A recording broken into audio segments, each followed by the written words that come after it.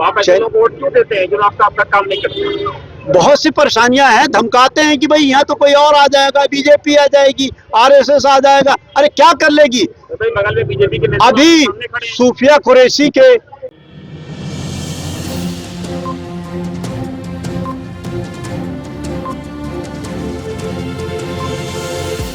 झूठ से दूर, खबरों से भरपूर। कब्जा कर रखा है सड़कों पे लोगों का। तो पार्षद कहाँ है, विधायक कहाँ है?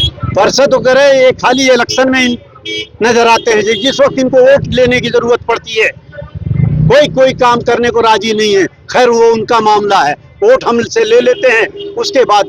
तो आप ऐसे लोग वोट क्यों देते हैं जो आपका काम नहीं करते? बहुत सी परेशानियां हैं, धमकाते हैं कि भाई यहाँ तो कोई और आ जाएगा, बीजेपी आ जाएगी, आरएसएस आ जाएगा। अरे क्या कर लेगी? तो भाई बगल में बीजेपी के नेता अभी सामने खड़े हैं। सूफिया कुरैशी के बयान दिया है जो वहाँ का मिनिस्टर विजय शाह, बताइए कितनी गंदी हरकत किया है। हालांकि हिंदू मुसलमान, लिया ना, हाईकोर्ट ने एक्शन लिया। हिंदू मुसलमान सब मिलकर के उस लेडीज का तारीफ कर रहे हैं कि हमारी हिंदुस्तान की लेडीज पाकिस्तान में घुस करके उसने अपना कारनामा दिखाया। उसके बावजूद भी बीजेपी के ही वो मंत्री हैं, उनको शर्म नहीं आई ये सब बातें कहते हुए कि वो आतंकवादी की बहन है। लेकिन इस मुद्दे में जो आपके साथ खटा उसमें तो बीजेपी के लोग ही आपके साथ खड़े रहे। बीजेपी के लोग खड़े रहे, लेकिन मानसिकता तो अलग अलग है ना सबकी।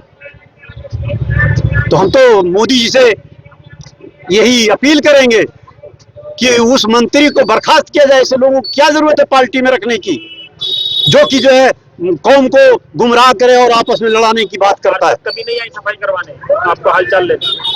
फरसत तक तो खैर हम आएगी क्या उस इलेक्शन के बाद, उनका भी कहीं पता नहीं चला।